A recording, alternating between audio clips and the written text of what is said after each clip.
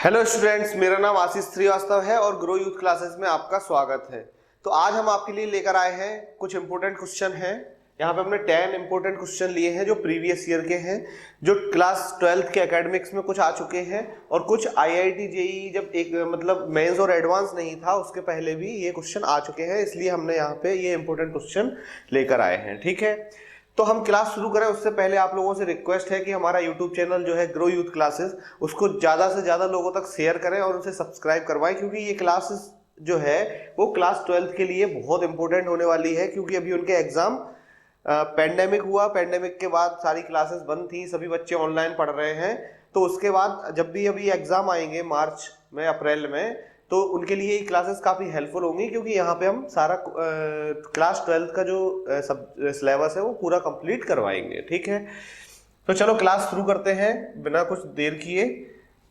सबसे पहला एक क्वेश्चन है, यहाँ पे हमने लिया है estimate the number of electron in 100 gram of water, how much is the total number of negative charge on these electrons. तो सबसे पहले तो हमें नंबर ऑफ इलेक्ट्रॉन निकालना है, 100 ग्राम ऑफ वाटर में कितने इलेक्ट्रॉन होंगे, और उसका अगर हम 1.6 इंटू 10⁻⁻19 से मल्टीप्लाई कर देंगे तो टोटल नेगेटिव चार्ज निकल आएगा। तो मेनली हमें क्या करना है, पहले नंबर ऑफ इलेक्ट्रॉन निकालने हैं। ठीक है, तो नंबर ऑफ इलेक्ट्रॉन निकालने के लिए हम क्या करेंगे, इसका सॉल्यूशन देखो। सबसे पहले वेट ऑफ वाटर कितना दिया हुआ है, weight of water is given, weight of water कितना है 100 ग्राम। ये वेट ऑफ वाटर हमारा 100 ग्राम है। मॉलिक्यूलर वेट जो होता है, मॉलिक्यूलर वेट ऑफ वाटर कितना होता है 18 ग्राम पर मोल, 18 ग्राम पर मोल। इसका क्या मतलब हुआ 18 ग्राम पर मोल। देखो हम जानते हैं हाइड्रोजन का एटॉमिक नंबर कितना होता है 1, ऑक्सीजन का होता है 16। तो 2 हाइड्रोजन होते हैं, क्योंकि H2O होता है, वाटर क्या होता है H2O। तो ये कितना होता है इसका मॉलिक्यूलर वेट 18 ग्राम पर मोल, 18 ग्राम पर मोल।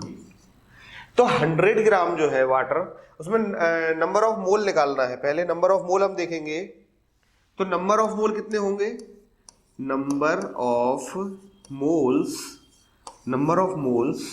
इन 100 ग्राम वाटर। 100 ग्राम वाटर में नंबर ऑफ मोल्स कितने हो जाएंगे 100/18, और ये आया 5.55 मोल्स। ठीक है, ये हमारे 5.55 मोल्स आ गए। अगर हम बात करें 1 मोल,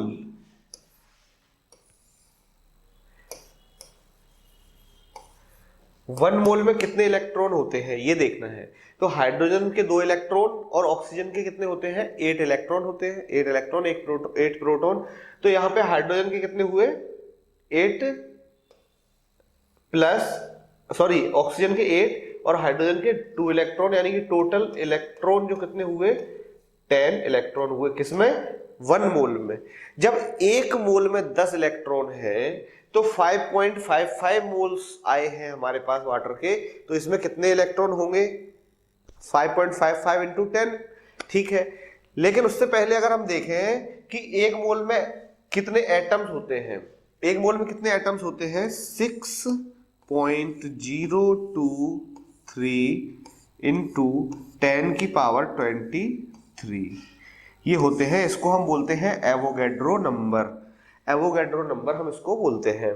ठीक है, तो हमें सबसे पहले तो क्या करना होगा, सबसे पहले हमें देखना होगा कि टोटल नंबर ऑफ एटम्स कितने निकालेंगे 5.55 इंटू 6.023 इंटू 10⁻23। ये टोटल नंबर ऑफ एटम्स निकल आएंगे कितने मोल में 5.55 में। और हम जानते हैं 1 मोल में कितना होता था 10 इलेक्ट्रॉन होते थे, तो यहाँ पे 10 से फिर से मल्टीप्लाई कर देंगे।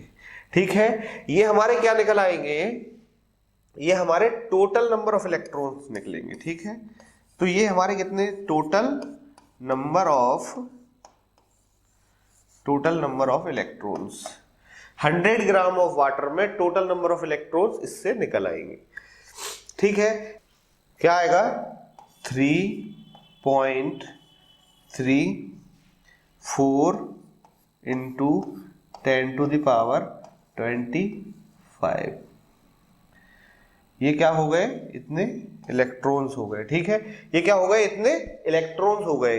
टोटल नंबर ऑफ इलेक्ट्रॉन हमारे इतने आ जाएंगे। ठीक है, अगर हमें टोटल नेगेटिव चार्ज निकालना है, टोटल नेगेटिव चार्ज निकालना है, यहां नहीं होगा। चलो अभी इसको क्लियर कर देते हैं, क्योंकि हमने देखो हमें टोटल नंबर ऑफ इलेक्ट्रॉन निकालने थे पहले, वो इतने आ गए 3.34 number of electrons in 100 gram of water. उसके बाद बताना है how much is the total number of negative charge. तो नेगेटिव चार्ज के लिए देखो हम यहां पे कर लेते हैं, इसको मिटा देते हैं।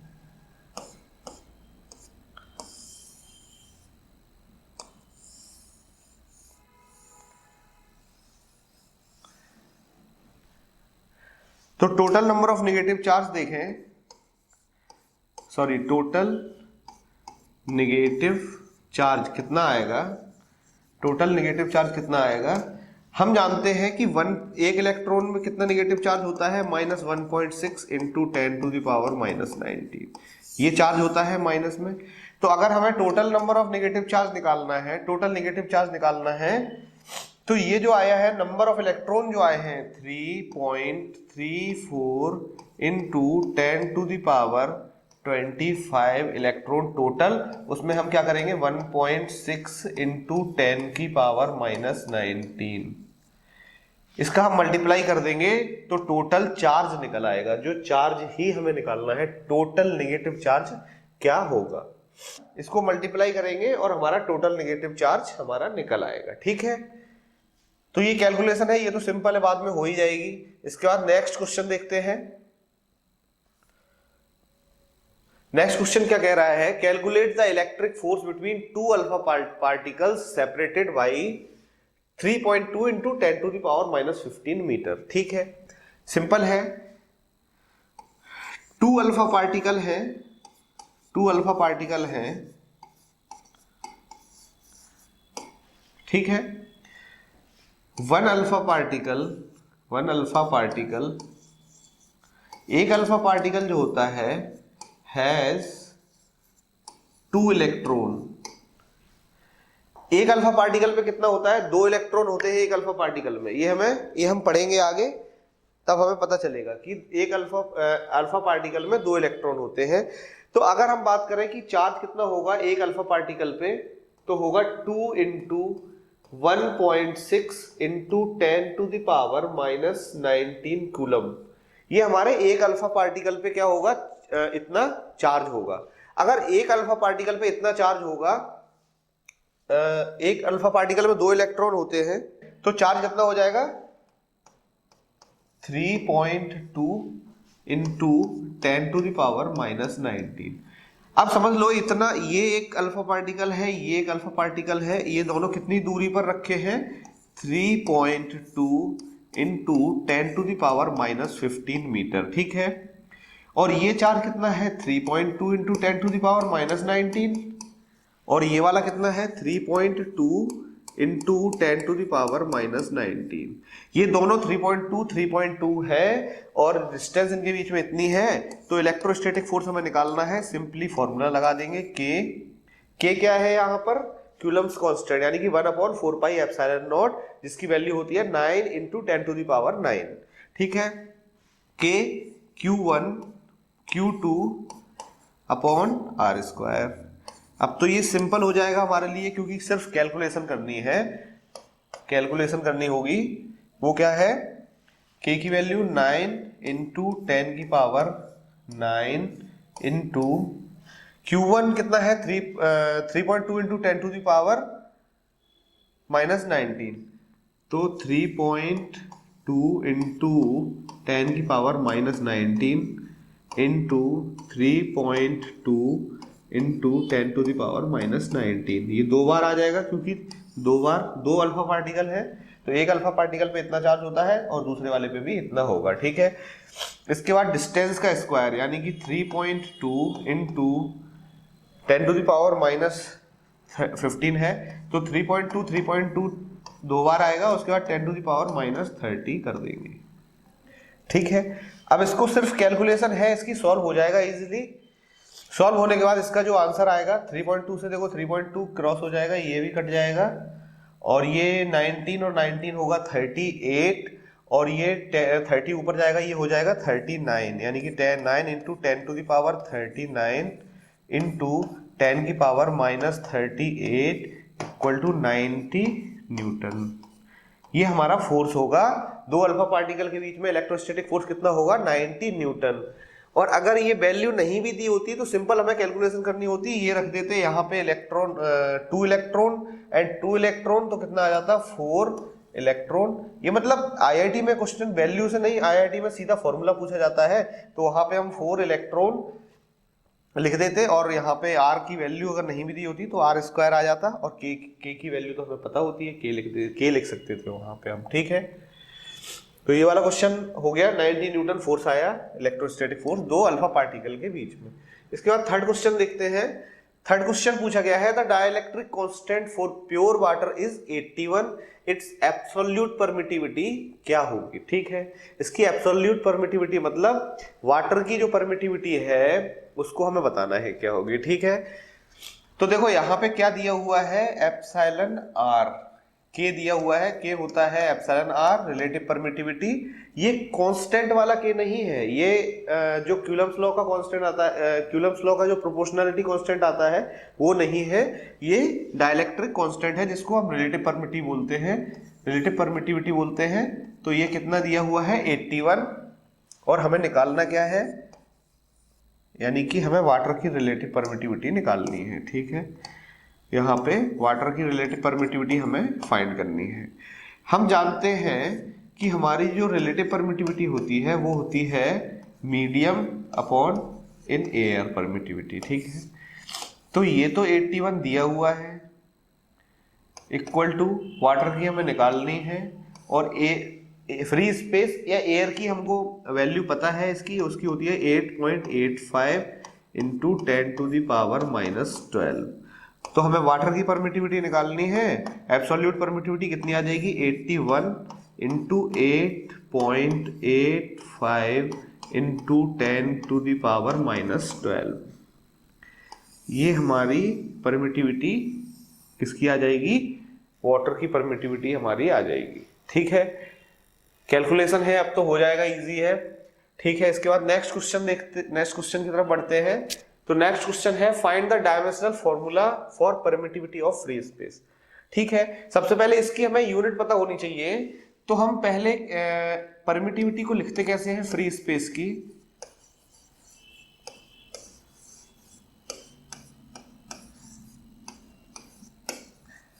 परमिटिविटी ऑफ फ्री स्पेस ये क्या होती है? ये होती है एप्सिलॉन नॉट। अब फॉर्मूले से हम देख सकते हैं, फॉर्मूला होता है 1/4 pi epsilon naught Q1 Q2 upon R square.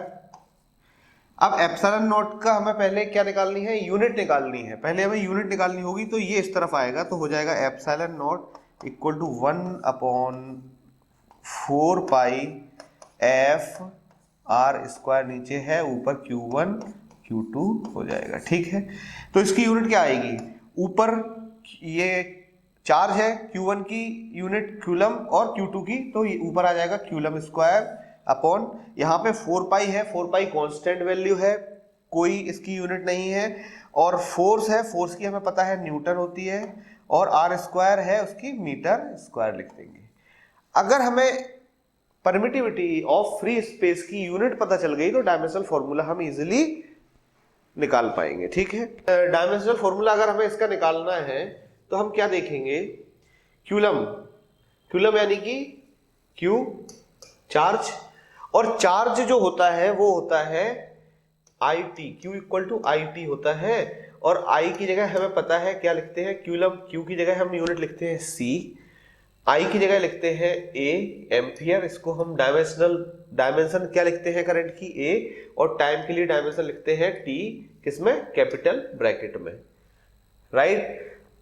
तो ये के A T हो जाएगा, तो इसका डायमेंशनल फॉर्मूला क्यूलम की जगह क्या आ जाएगा, ए टी स्क्वायर स्क्वायर दोनों पे।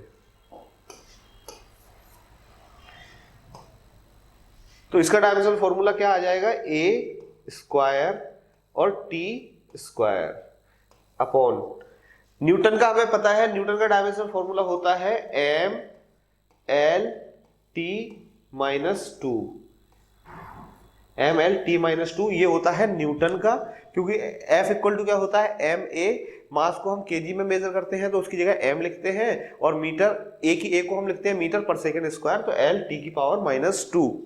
अगर डायमेंशन नहीं भी पता है तो हमारा 11th क्लास में हमारा एक लेक्चर है, उसको आप पढ़ सकते हैं डायमेंशन के लिए।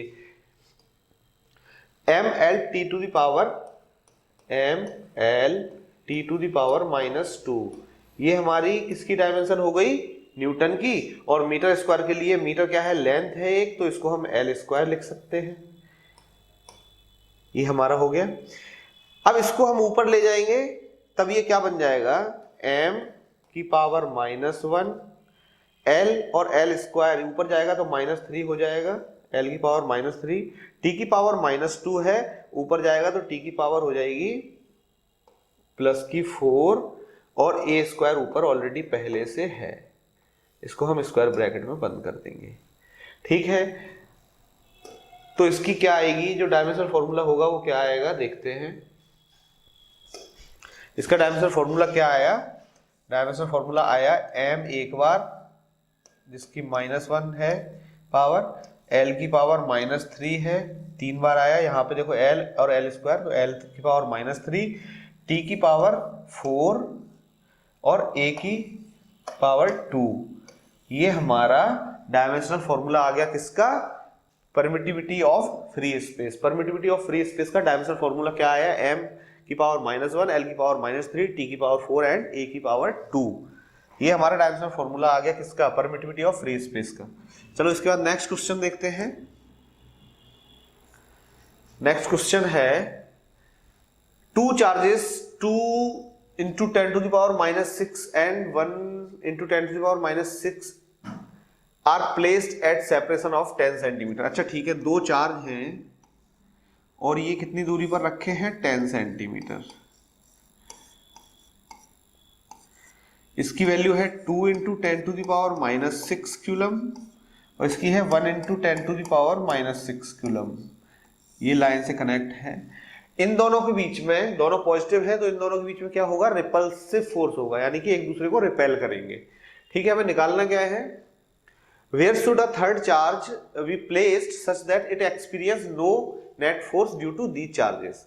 हमें एक और चार्ज लेके आना है तीसरा, और वो हमें ऐसी जगह रखना है जहां पे जो नेट फोर्स है वो जीरो हो जाए, यानी कि ये जो दोनों चार्ज जो है उस वाले चार्ज पे इक्वल फोर्स लगाए और वो डिस्प्लेस ना हो, कहीं भी मूव ना करे। तो हमें ये कहां पे रखना होगा, चलो ठीक है, यहां पे अगर हम मान के चलो तीसरा चार्ज लेके आते हैं, ये एक चार्ज है, ये एक चार्ज है, तो हमने मान लिया कि यहां पे हम एक चार्ज लेकर आए और ये मान के चलो ये टोटल 10 थी, हमने मान लिया यहां से x दूरी पर हमने वो चार्ज रखा। ये चार्ज था 2 into 10 to the power minus 6 और ये था 1 into 10 to the power minus 6 और इसको हमने मान लिया q। ठीक है, ये q और हमने x डिस्टेंस पे रखा, तो ये वाली डिस्टेंस कितनी बचेगी, 10 minus x, या मीटर में बोले तो 0.1, इसको मीटर में ही लिखते हैं चलो, तो 0.1 minus x, राइट। और ये जो r है, r यहाँ पे कितनी हो जाएगी, 0.1 मीटर, ये 0.1 मीटर हो गया। ठीक है, अब इसको हम सॉल्व करेंगे तो हम क्या देख रहे हैं कि जो थर्ड चार्ज जो Q है उस पे जो नेट फोर्स है वो जीरो लगना चाहिए, ना तो वो इस तरफ मूव करना चाहिए और ना वो इस तरफ, यानी कि ना तो ये 1 वाले के पास जाएगा ना 2 वाले के पास जाएगा।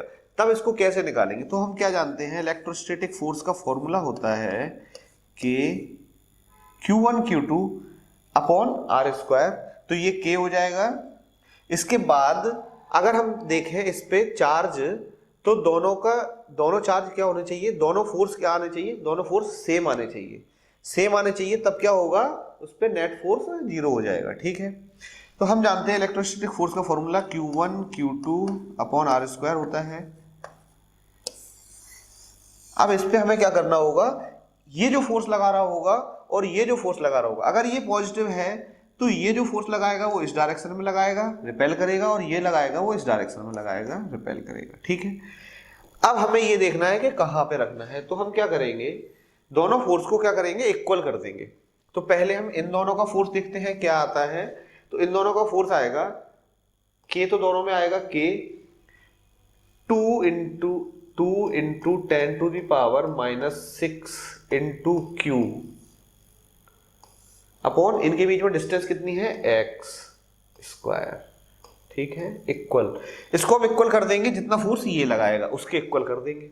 तो यहाँ पे क्या होगा, K तो दोनों में आ रहा है, into 1 into 10 to the power -6 into Q, और इनके बीच में जो डिस्टेंस है वो है 0.1 माइनस x, तो 0.1 माइनस x का स्क्वायर। कहीं कोई प्रॉब्लम नहीं होनी चाहिए। अब K Q1 Q2 upon R square, K Q1 Q2 upon R square. ठीक है, अब क्या करेंगे, ये दोनों इक्वल में लिख दिए, तो K से K क्रॉस हो गया, इसके बाद 10 टू द पावर -6, उसके बाद Q एंड Q कैंसिल हो गया, यहां बचा 2, यहां बचा 2 upon x square equal to 1 upon 0.1 minus x का होल स्क्वायर। ठीक है, तो अब ये x स्क्वायर है, इसको हम इस तरफ ले जाना होगा हमें। तो क्या होगा, 2 equal to x square upon 0.1 minus x का होल स्क्वायर, ये आ जाएगा। इसको स्क्वायर को इस तरफ करेंगे तो क्या आएगा answer, √2 equal to x upon 0.1 minus x, ये आएगा, क्योंकि स्क्वायर रूट कर दिया हमने, ये स्क्वायर इस तरफ लेके आए तो ये √2 हो गया, और इसका जब हम मल्टीप्लाई कर देंगे तो क्या आ जाएगा,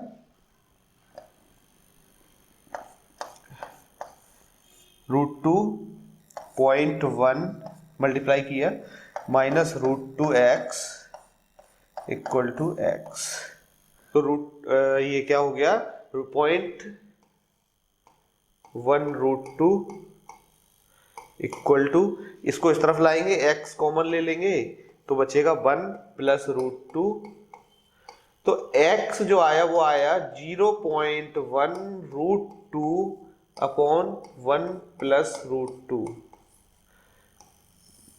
x की वैल्यू आ गई।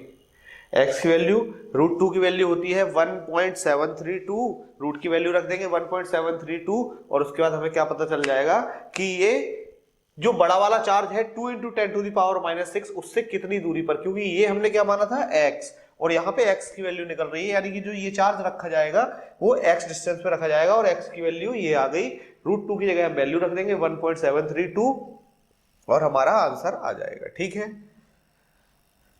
ठीक है, इसके बाद नेक्स्ट क्वेश्चन देखते हैं। इसकी वैल्यू कितनी आई है वो मैं बता देता हूं, x इक्वल टू 0.568 मीटर, या फिर बोले 5.86 सेंटीमीटर। इसका मतलब यहां अगर हम देखें कि ये कितना है वैल्यू, 5.86, यानी कि जो ये जो चार्ज रखा जाएगा वो 2 कूलम वाले से थोड़ा बीच मिडिल में ना होकर थोड़ा सा और 1 की तरफ होगा, जिससे क्या होगा, क्योंकि ये वैल्यू बड़ी है, ये इस पे ज्यादा फोर्स लगाएगा तो थोड़ी डिस्टेंस ज्यादा होनी चाहिए, और ये कम छोटी वैल्यू है चार्ज की तो ये कम फोर्स लगा पाएगा, इसलिए थोड़ा सा चार्ज इस तरफ शिफ्ट होगा, तो x की वैल्यू आती है 5.86 सेंटीमीटर। इसके बाद नेक्स्ट क्वेश्चन देखते हैं। नेक्स्ट क्वेश्चन है 3 equal charges of 2 into 10 to the power -6 coulomb each are held fixed at 3 corners of an equilateral triangle। इसको बनाते हैं, एक इक्विलेटरल ट्रायंगल है, यहां पे कितना है 2 इंटू 10 टू द पावर -6, यहां पे भी उतना ही है 2 इंटू 10 टू द पावर -6, और यहां पे भी उसकी वैल्यू है 2 into 10 to the power -6 coulomb. तीनों कॉर्नर पे सेम चार्ज रखे हैं। अब क्या होगा, इक्विलेटरल ट्रायंगल है और इसकी साइड है 5 सेंटीमीटर, या मीटर में बोले तो 0.05 मीटर। इन दोनों के बीच में डिस्टेंस है 5 सेंटीमीटर, इसको हम लिख सकते हैं 0.05 मीटर। तब क्या करेंगे, ये तीनों साइडें जो है इसकी, तीनों साइडें इसकी 0.05 मीटर होगी, राइट। तो अभी इसके बीच में अगर हमें फोर्स निकालना है तो दो फोर्स लगेंगे। ये वाला मान के चलो हम इस चार्ज पे निकालें अगर फोर्स, तो इस वाले चार्ज पे, इस वाले चार्ज की वजह से फोर्स किस तरफ आएगा, क्योंकि ये रिपेल करेगा,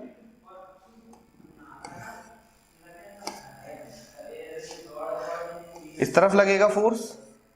और ये वाला जो चार्ज है वो इस पे किस तरफ फोर्स लगाएगा, इस तरफ, ठीक है। तो ये जो फोर्स लगाएगा इसको मान के चलो हमने 1 नाम दिया, इसको 2 दिया, इसको 3। तो इस पे जो फोर्स लगेगा इसको हम लिखते हैं फोर्स ऑन 3 ड्यू टू 2। तो F32 आएगा इस तरफ, और नीचे की साइड कौन सा फोर्स लगेगा, F on 3 due to first. ये दो फोर्स हमारे इस पे, इस वाले चार्ज पे अप्लाई होंगे।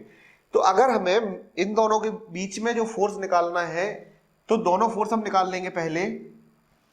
तो इसके बीच अब दोनों फोर्स हमें निकालने हैं। सबसे पहले F32 की वैल्यू कितनी आएगी ये देखते हैं। F32 K Q1 Q2 upon R square, ठीक है। और F31 जो आएगा वो आएगा K, इसमें आएगा Q3 Q2 और इसमें आएगा Q3 Q1 upon distance same है R स्क्वायर आएगा। तो इसकी अगर हम वैल्यू निकालना चाहें तो वैल्यू क्या आएगी, 9 into 10 to the power 9 into Q की वैल्यू, दोनों तीनों वैल्यू Q की सेम है तो उनको हम रखेंगे 2 इंटू 10 टू द पावर -6 और इसका स्क्वायर, क्योंकि वैल्यू सेम है चार्ज की। और इनके बीच में जो डिस्टेंस है वो है 5 इंटू 10 टू द पावर -2, इसका भी स्क्वायर होगा। ये फोर्स होगा F32। और F31 की बात करें तो F31 भी सिमिलर आएगा क्योंकि K की वैल्यू सेम है, चार्ज की वैल्यू सेम है और डिस्टेंस भी दोनों चार्जेस के बीच में यही आती है 5 इंटू 10 टू द पावर -2। तो जब दोनों फोर्स हैं, सेम हैं, तो ये वैल्यू तो हम निकाल लेंगे।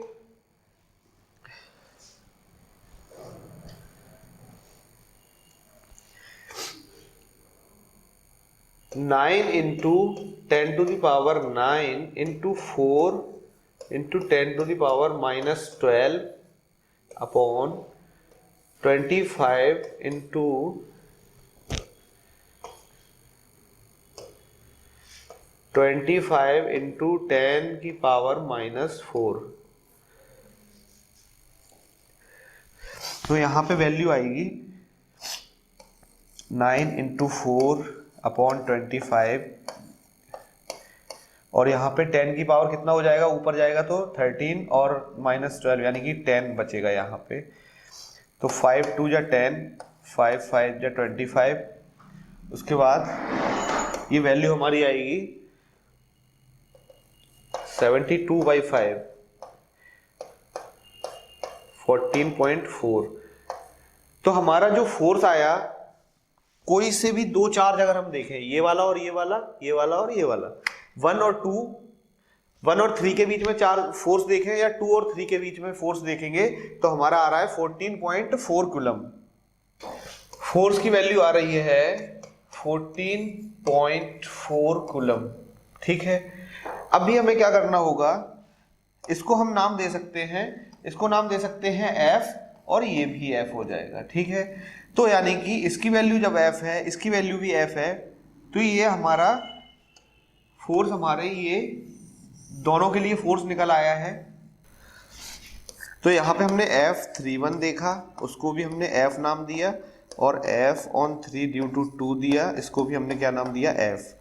अब हमें क्या करना होगा, एक इस डायरेक्शन में फोर्स अप्लाई हो रहा है, एक नीचे की तरफ फोर्स अप्लाई हो रहा है, तो हमें क्या देखना होगा, F रिजल्टेंट क्या आता है।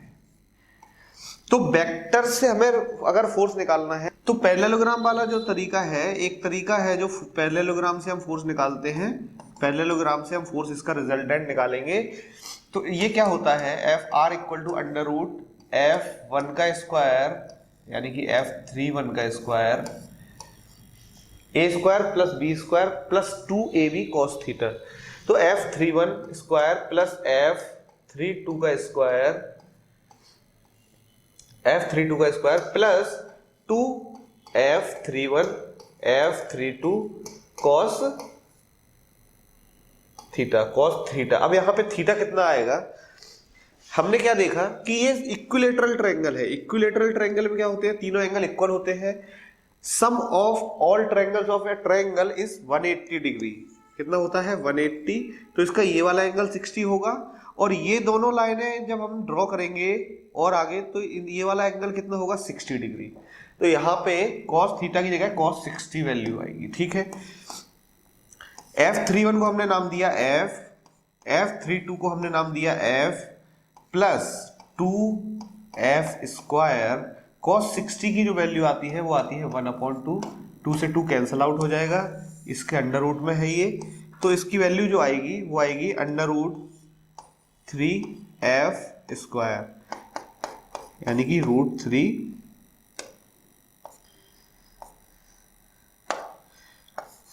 Three F। और F की वैल्यू हमें पता है कितना निकाला है हमने 14.4 कूलम और इसका जो रिजल्टेंट फोर्स आएगा वो आ जाएगा अंडर रूट 3F। अब हमें जो फोर्स की वैल्यू पता चली है वो है रूट 3F। अभी सिर्फ हमें फोर्स पता चला है बट किस डायरेक्शन में फोर्स लगेगा ये हमें अभी भी नहीं पता चला है। तो थर्ड जो चार्ज है इस पे जो फोर्स लगेगा, रिजल्टेंट फोर्स, वो लगेगा रूट 3F और F की वैल्यू हम निकाल चुके हैं 14.4 कूलम। अब अगर हमें डायरेक्शन निकालनी है, अभी क्वेश्चन में पूछा गया है find the coulomb force experienced by one of the charge, यहाँ पे ऑन आएगा, on one charge due to rest 2। तो हमारा वैल्यू आ गई रूट 3F। लेकिन अगर हमें इसकी डायरेक्शन निकालनी है, ये हमारा कंप्लीट हो गया यहाँ पे क्योंकि डायरेक्शन पूछा नहीं है। लेकिन अगर हमें डायरेक्शन निकालना हो इसमें तो एक मैं बता देता हूँ ट्रिक है। अगर हमें डायरेक्शन निकालनी है तो हम लिखते हैं tan अल्फा। अगर इस एंगल को हम अल्फा माने, किस एंगल पे अगर ये फोर्स लग रहा है ये हमें देखना है, तो tan अल्फा लिखें। इसका फॉर्मूला होता है a sin theta upon a plus b cos theta. Theta हमें पता है 60 डिग्री है, तो यहाँ पे अगर हम सॉल्व करें इसको, tan alpha equal to a क्या है, a है f, क्योंकि F32 है वो भी f है, f sin 60 upon f plus b की जगह पे भी f आएगा और cos 60। इसको अगर हम सॉल्व करेंगे तो दोनों में से f कॉमन बाहर हो जाएगा तो f से f कट जाएगा, तो यहाँ पे आ जाएगा sin 60 अपॉन 1 प्लस cos 60। ठीक है, तो अब क्या आएगा, sin 60 की वैल्यू होती है रूट 3/2 अपॉन 1 प्लस 1/2 cos 60 की 1/2। और इसको जब हम सॉल्व करेंगे तो क्या आएगा, रूट 3/2 अपॉन 3/2।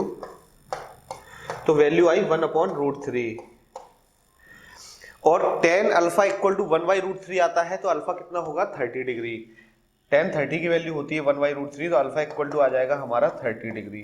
और अब हमें क्या है, डायरेक्शन भी पता चल गई कि यहाँ से 30 डिग्री पे ये फोर्स, रिजल्टेंट फोर्स इस डायरेक्शन में अप्लाई होगा। ठीक है, ये क्वेश्चन कंप्लीट हो गया। चलो नेक्स्ट क्वेश्चन देखते हैं इसके बाद। तो हम ये क्वेश्चन देखते हैं।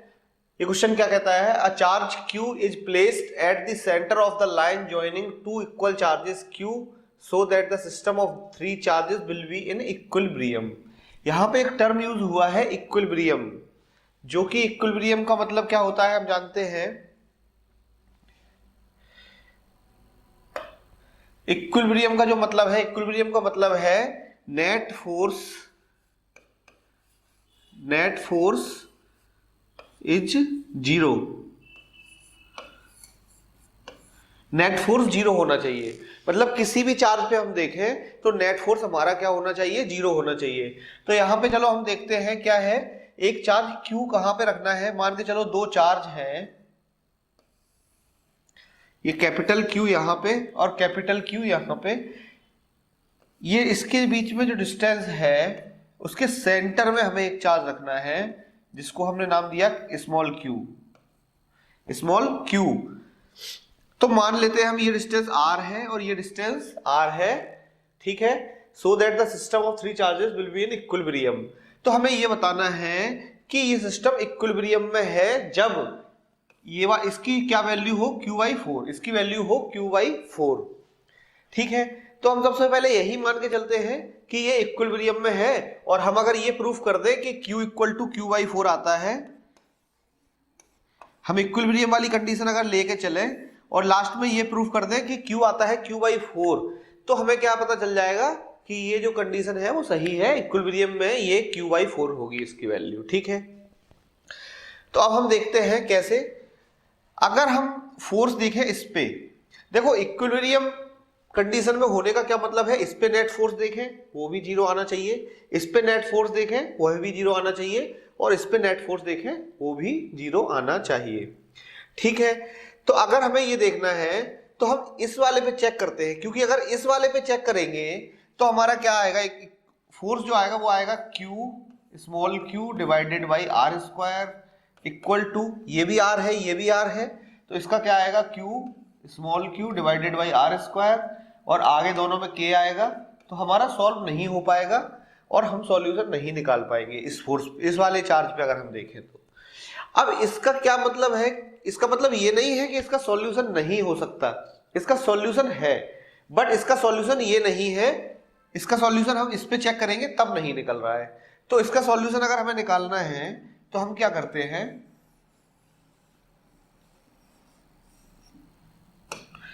तो इसका सॉल्यूशन निकालने के लिए हम इस वाले चार्ज को लेते हैं, इस पे अगर हम फोर्स निकालें फर्स्ट वाले पे, तो हमें क्या करना होगा, एफ नेट इक्वल टू 0 करना होगा इस पे।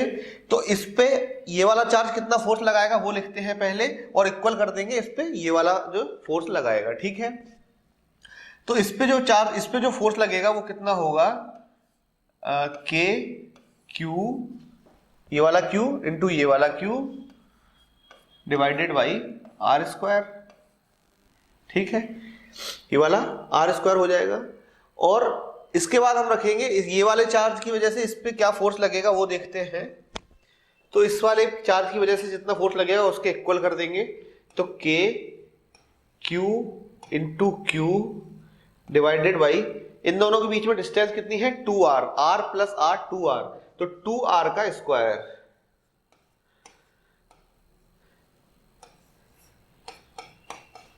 If equilibrium. अगर ये कंडीशन इक्विलिब्रियम की है तब हम देखेंगे तो ये आएगा हमारा। अब K से K कैंसिल आउट हो जाएगा, Q से Q कैंसिल हो जाएगा, और R स्क्वायर से R स्क्वायर यहां पे अगर हम निकालें तो हमारा क्या आएगा, यहाँ पे 2R स्क्वायर है, इसको अगर हम करेंगे तो 4, 2 का स्क्वायर 4 आ जाएगा, और स्मॉल r का स्क्वायर R स्क्वायर, तो R स्क्वायर से R स्क्वायर कैंसिल हो गया। अब हमारा Q जो आया वो कितना आया, Q डिवाइडेड बाई 4। अगर Q की वैल्यू q/4 है, अगर इसमें हम बीच में जो चार्ज रख रहे हैं वो अगर q/4 आता है, then this condition will be in equilibrium. तो ये हमारा प्रूफ हो गया, ये हमारा प्रूव्ड हो गया, ठीक है, प्रूव्ड। क्योंकि हम यहाँ क्या देख रहे हैं, हमने यहाँ पे नेट फोर्स 0 लेके चले, नेट फोर्स 0 लेके चले, और Q की वैल्यू हमारी q/4 आ गई, इसका मतलब इक्विलिब्रियम में है अगर हम Q इक्वल टू q/4 लेते हैं तो, ठीक है। इसके बाद नेक्स्ट क्वेश्चन देखते हैं। नेक्स्ट क्वेश्चन है 8th में क्या बोलता है, two particles having charges 8q and -2q are fixed at distance L। सबसे पहले इसका फिगर ही बना लेते हैं। यहां पे चार्ज है 8q प्लस का, यहां पे चार्ज है -2q, इनके बीच में जो डिस्टेंस है वो है L। L, इनके बीच में डिस्टेंस L है। अब इसमें हम क्या बोलते हैं, where in the line joining the two charges a proton be placed so that it is in equilibrium. इसमें भी यही देखना है, ये लाइन ज्वाइनिंग है, दोनों चार्ज को ये वाली लाइन जोड़ती है, ये 8q है, ये -2q है। अब इन दोनों को जो लाइन जोड़ती है उस लाइन पे हमें एक प्रोटॉन रखना है, हमें एक प्रोटॉन भी रखना है इस लाइन पे कहीं पे, लेकिन कंडीशन क्या होनी चाहिए, इक्विलिब्रियम में होना चाहिए। उसके बाद एक चीज और पूछी है, find the equilibrium is stable और अनस्टेबल। अब ये स्टेबल इक्विलिब्रियम और अनस्टेबल इक्विलिब्रियम क्या है ये हम बाद में देखेंगे, पहले हमें ये देखना है कि ये इक्विलिब्रियम में आना चाहिए, ठीक है। फिर उसके बाद हमें बताना है कि स्टेबल इक्विलिब्रियम है या फिर अनस्टेबल इक्विलिब्रियम है, तो वो हम देख लेंगे। पहले हमें क्या देखना होगा, प्रोटॉन, अगर प्रोटॉन की बात करें, प्रोटॉन हमें प्लेस करना है तो प्रोटॉन पे चार्ज होता है +e, राइट, यानी कि 1.6 × 10⁻⁻19 प्लस का, ये हमारा +e होता है प्रोटॉन, ठीक है। अब अगर ये प्रोटॉन +e होता है, ये नेगेटिव है, ये प्लस का 8q है, तो पहले हमें पता नहीं है कहां प्लेस करना है, तो हम देखें ये दोनों के बीच में अगर हम उसको रखें, अगर यहां पे कहीं पे हम रखते हैं ये +e, तो ये पॉजिटिव है, यहां पे भी पॉजिटिव होगा, तो ये इस पे फोर्स कौन सा लगाएगा, रिपल्सिव फोर्स लगाएगा। रिपल्सिव फोर्स किस तरफ लगेगा, इस तरफ, और ये -2q है, तो -2q इस पे जो फोर्स लगाएगा वो किस तरफ लगाएगा, इसी तरफ। अब जब इसको हम यहां रखेंगे और ये वाला भी इस तरफ इसको ढकेलेगा, और ये वाला जो -2q है ये वाला भी इस तरफ अट्रैक्ट करेगा इसको, 8q इस तरफ रिपेल करेगा और -2q इसको इस तरफ अट्रैक्ट करेगा।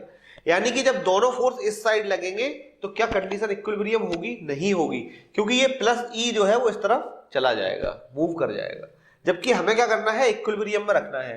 तो कहीं ना कहीं इन दोनों के बीच में तो हम ये नहीं रख सकते। अब बीच में नहीं रख सकते तो या तो इस तरफ रखेंगे या फिर इस तरफ रखेंगे, तो कहां रखेंगे ये देखते हैं।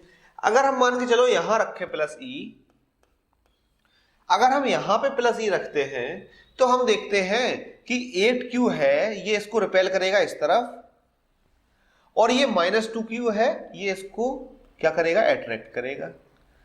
यानी कि यहां पे रखा जा सकता है, लेकिन यहां पे एक प्रॉब्लम और है कि इस तरफ जो चार्ज है जो इस पे रिपल्सिव फोर्स लगा रहा है उसकी वैल्यू बहुत ज्यादा है, इससे -2q से 8q बहुत ज्यादा है। बहुत ज्यादा होने के साथ साथ इन दोनों के बीच में डिस्टेंस भी बहुत कम है, यानी कि फोर्स जितना डिस्टेंस कम होगी फोर्स उतना ज्यादा होगा।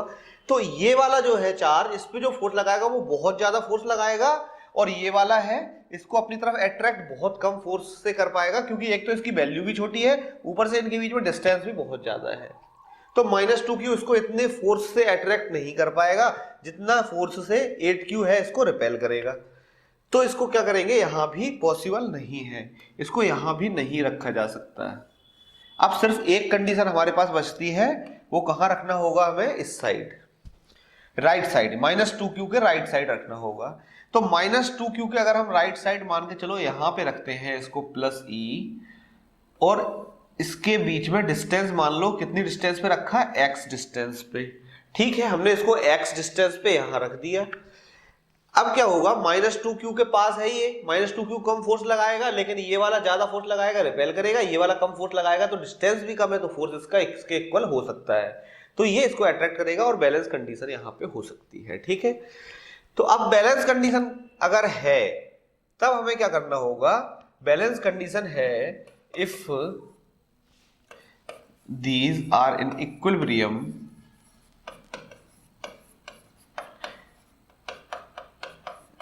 इक्विलिब्रियम में अगर हैं तो F ऑन प्रोटॉन कितना होगा, नेट जो फोर्स होगा वो कितना होगा, 0।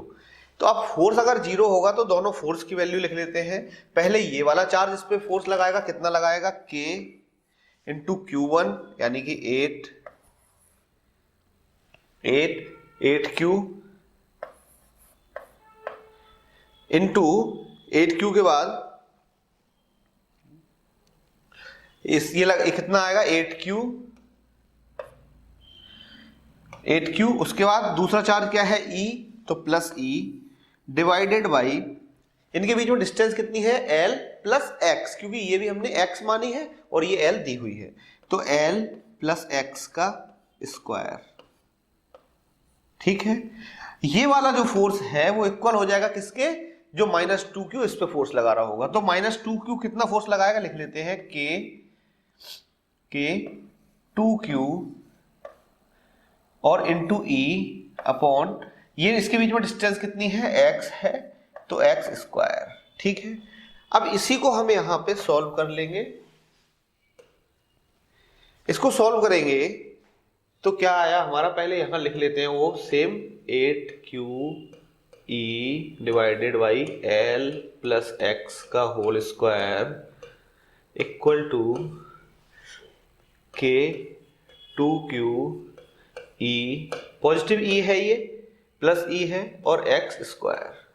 अब हमें यहां पे क्या करना होगा, k से k कैंसिल हो जाएगा, q से q कैंसिल हो जाएगा, e से e कैंसिल हो जाएगा, और 2 से अगर हम इसको कैंसिल करेंगे तो 2 4 जा 8, यहाँ पे 4 आ गया, तो वैल्यू कितनी आई, 4 equal to L plus X का whole square divided by X square.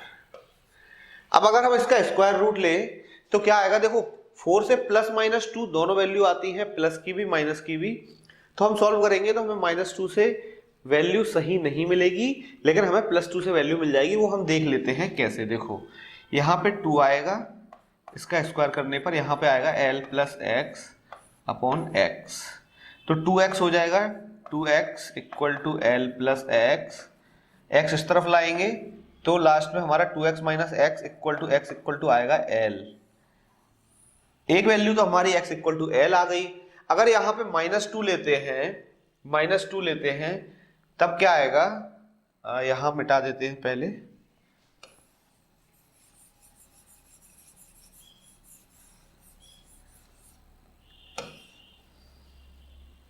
ठीक है। अब यहां पे हम पहले देखते हैं क्या आया, -2 अगर ले हम तो -2x, ये x ऊपर आ जाएगा, -2 अगर यहां होगा equal to l plus X हो जाएगा, और ये इस तरफ लाएंगे तो -x इक्वल टू l हो जाएगा, यानी कि x इक्वल टू -l हो जाएगा, यानी कि एक वैल्यू x की -l आएगी, एक वैल्यू आएगी x इक्वल टू +l। अब -l पॉसिबल नहीं है, क्योंकि x जो लिया है वो अगर -l लें तो यानी कि इस तरफ l, तो यहां पे कहीं चार्ज हम रखते हैं तो ये पॉसिबल नहीं हो रही है हमारी कंडीशन, क्योंकि हमने बीच में रख के देख लिया है। तो हमारी जो वैल्यू आएगी वो प्लस का 2 लेने पे आएगी, x इक्वल टू l, यानी कि ये जो प्रोटॉन है वो हमें कहां रखना होगा, इन दोनों के बीच में जितनी डिस्टेंस है यहां से उतनी ही डिस्टेंस पर हमें प्रोटॉन प्लेस करना होगा, यानी कि l डिस्टेंस पर हमें प्रोटॉन प्लेस करना होगा, और ये कंडीशन जो है वो हमारी किस में हो जाएगी, इक्विलिब्रियम कंडीशन में हो जाएगी। ठीक है, आई होप कि समझ में आ गया होगा। इसके बाद नेक्स्ट क्वेश्चन देखते हैं। सॉरी, एक चीज और इसमें मैं बता देता हूं, अगर हम यहां पे इक्विलिब्रियम कंडीशन स्टेबल और अनस्टेबल की बात करें, ये क्या होता है, स्टेबल है या अनस्टेबल, तो हमने क्या देखा, यहां पे था +8q, यहां पे था -2q, और यहां पे था +e, राइट, यहां पे था +e। इसको हम स्टेबल इक्विलिब्रियम बोले या फिर अनस्टेबल इक्विलिब्रियम। तो देखो ये वाला जो प्रोटॉन है, इसको अगर हम देखते हैं इक्विलिब्रियम में है, अगर हमने देखा कि इसको अगर थोड़ा सा इधर शिफ्ट करें, थोड़ा सा राइट में शिफ्ट करें, अगर थोड़ा सा स्लाइड करते हैं, तब क्या होगा, ये -2q जो फोर्स लगा रहा होगा उसका फोर्स थोड़ा सा कम हो जाएगा, इस तरफ मूव करेंगे तो थोड़ा सा फोर्स कम हो जाएगा, और अगर इसकी वजह से फोर्स देखें तो रिपेल कर रहा है, इसकी वजह से भी अगर डिस्टेंस बढ़ जाएगी तो थोड़ा सा फोर्स कम हो जाएगा। तो यानी कि इन दोनों का फोर्स कम हो रहा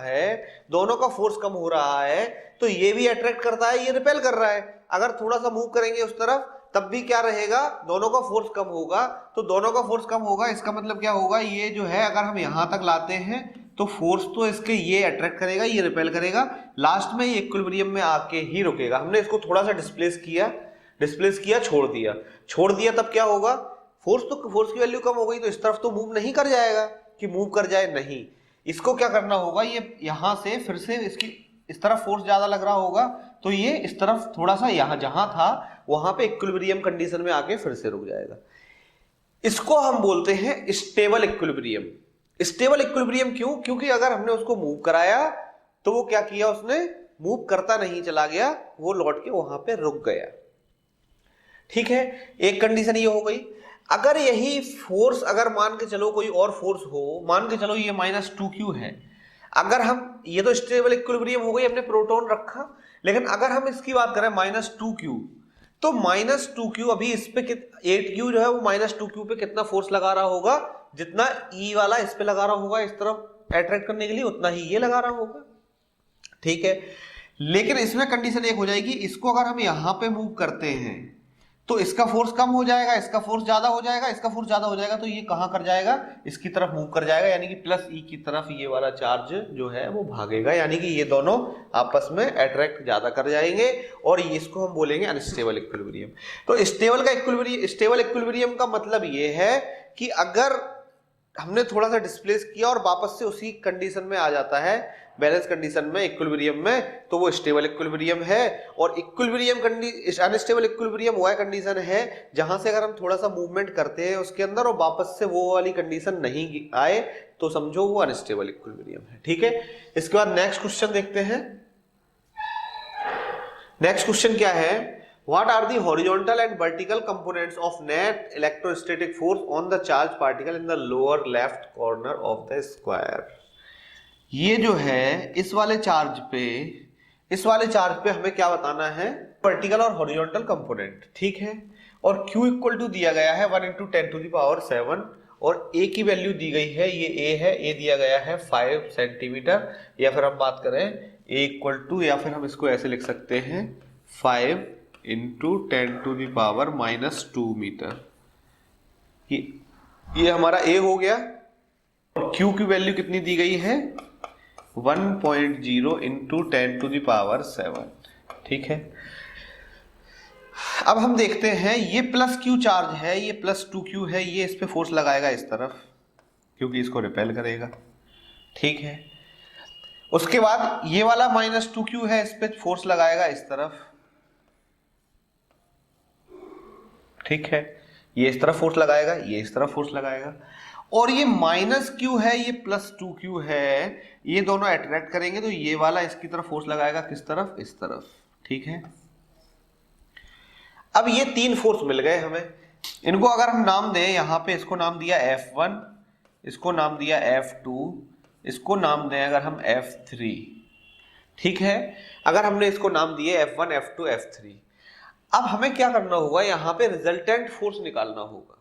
तो रिजल्टेंट फोर्स निकालने के लिए कुछ कंडीशन हमें पता होती है। हम कैसे निकालते हैं, वेक्टर में मान के चलो 3 न्यूटन फोर्स इस तरफ है और 4 न्यूटन फोर्स इस तरफ है, तो हमें अगर निकालना होता है तो हम क्या बोलते हैं, 1 न्यूटन इस डायरेक्शन में। ठीक है, अगर सेम डायरेक्शन में 3 न्यूटन और 4 न्यूटन आ रहा है तो हम बोल देते हैं 7 न्यूटन इस डायरेक्शन में आ जाएगा। ठीक है, या फिर हमें ऐसे निकालना हो, एक इस डायरेक्शन में फोर्स है, एक इस डायरेक्शन में, पैरेललोग्राम मेथड से हम यहाँ पे निकाल लेते हैं।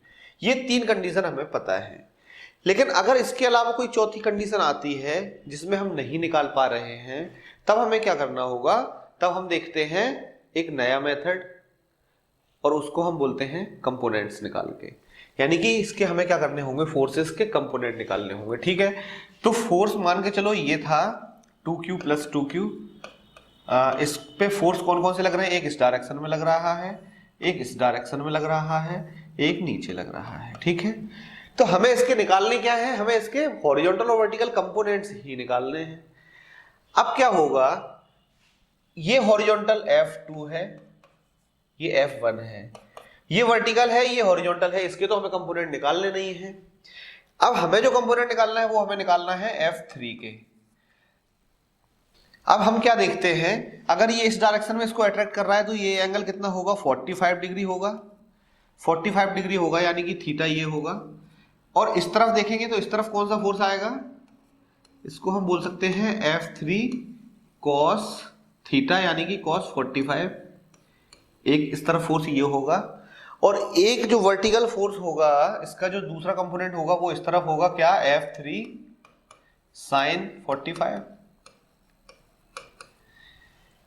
अब हमें क्या करना होगा, हम एफ एक्स और एफ वाई निकाल लेंगे, यानी कि एक्स एक्सिस के डायरेक्शन में कितने फोर्स लग रहे हैं और एक्स बाई एफ बाई के डायरेक्शन में कितने लग रहे हैं। तो अगर हम एफ एक्स की बात करें, यहाँ पे एफ एक्स कितना लग रहा है, एक्स डायरेक्शन में कौन कौन से फोर्स लग रहे हैं, एक तो F2 लग रहा है, एक तो F2 लग रहा है, प्लस एक F3 cos 45 लग रहा है, F3 cos 45। अगर F बाई डायरेक्शन में बात करें, तो F1 नीचे की तरफ लग रहा है और F3 sin थीटा ऊपर की तरफ, यानी कि अपोजिट है, तो F1 माइनस F3 sin 45 ये हमारे x एक्सिस की डायरेक्शन में और y एक्सिस की डायरेक्शन में दोनों फोर्स हमारे निकल गए। अब क्या करना होगा, अब हमें F1, F2, F3 की वैल्यू निकालनी होगी और सिंपली यहां पे रख देंगे। जैसे cos 45 है 1/√2 होता है, sin 45 क्या होता है 1/√2, यानी कि सेम वैल्यू है दोनों की, ठीक है। तो हमें x और y डायरेक्शन में अगर फोर्स निकालने हैं तो पहले F1, F2, F3 निकालना होगा। अगर F1, F2, F3 निकालना होगा तो यहाँ पे F1 कितना आएगा, F1 कौन सा है, ये वाला है F1, यानी कि ये वाला चार्ज जो फोर्स लगा रहा है, तो इसकी वैल्यू कितनी आएगी, K 2Q इंटू Q, यानी कि 2Q स्क्वायर आ जाएगा, 2Q into Q, 2Q square, और डिवाइडेड बाई इसके बीच में डिस्टेंस कितनी है 5 सेंटीमीटर, या 5 इंटू 10 की पावर -2। इसको हम सिंपली सॉल्व कर लें तो यहाँ पे k की वैल्यू रख देंगे 9 इंटू 10 की पावर 9 इंटू 2 इंटू कितना है 1 इंटू 10 टू द पावर 7 का स्क्वायर, यानी कि 10 टू द पावर 1 का स्क्वायर करेंगे तो 1 ही आएगा, 10 टू द पावर 7 का स्क्वायर करेंगे तो आएगा 10 की पावर 14, डिवाइडेड बाई 5 इंटू 10 की पावर -2। तो अगर इसको सॉल्व करते हैं F1 को तो आएगा हमारा 9 टू 18, 9 का 2 में मल्टीप्लाई कर दिया, ये 10 की पावर 2 है, इसको अगर हम ऊपर लेके जाएं तो 9 और 10 11 हो जाएगा, 10 की पावर 11 इंटू 10 की पावर 14, प्लस का 7 है ना तो प्लस का 14, ठीक है। और इसको अगर सॉल्व करेंगे तो एक पावर कम कर देंगे, 10 टू द पावर 24, यानी कि 36 इंटू 10 टू द पावर 24, ये हमारा फोर्स आ गया, ठीक है। ये हमारा फोर्स आ गया F1।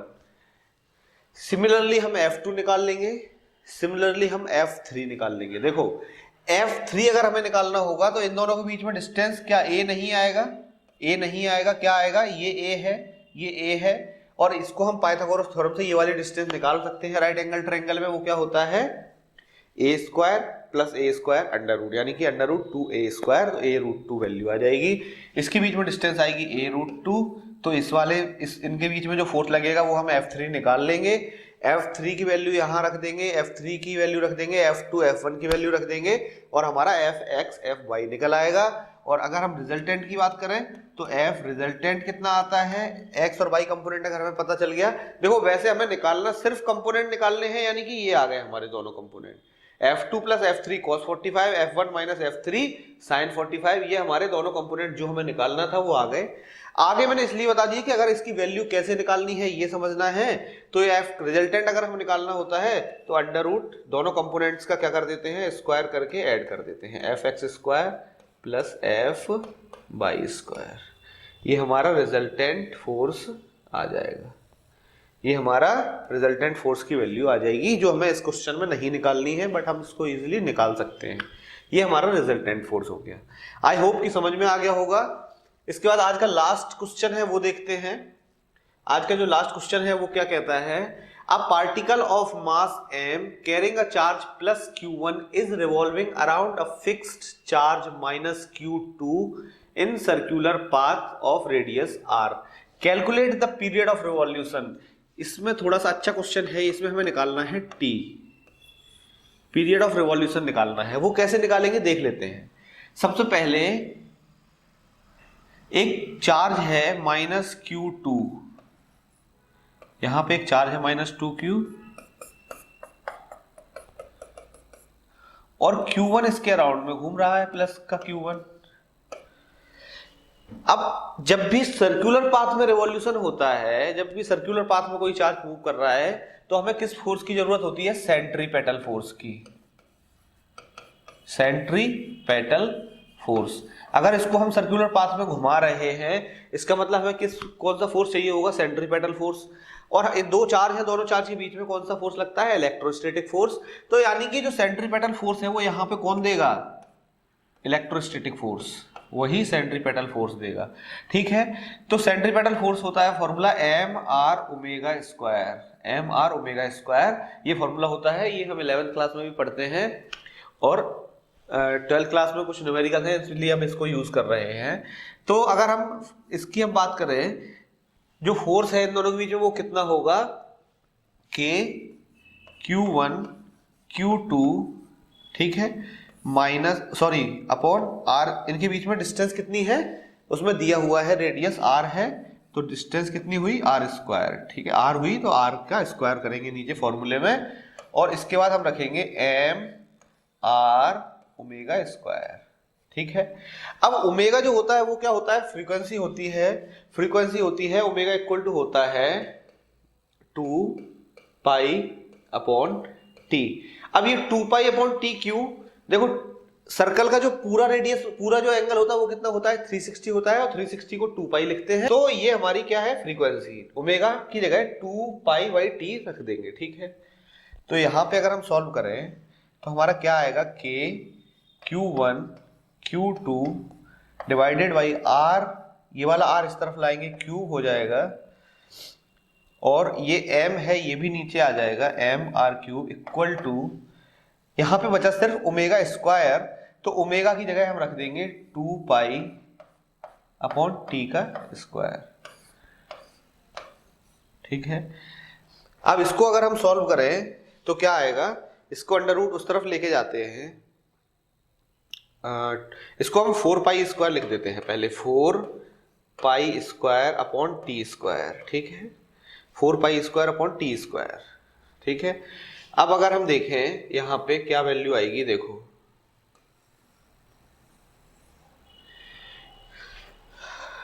टी स्क्वायर इस तरफ लेके जाते हैं, तो T square equal to 4 pi square, और ये सारा जो है इसको हम नीचे लाते हैं, तो आएगा के Q1 Q2, और ये नीचे एम आर क्यूब है, इसको हम एम आर क्यूब लिख देते हैं। अब स्क्वायर जब करेंगे इसका, टी इक्वल टू क्या आएगा? अंडर रूट में 4 pi square M R cube divided by K Q1 Q2।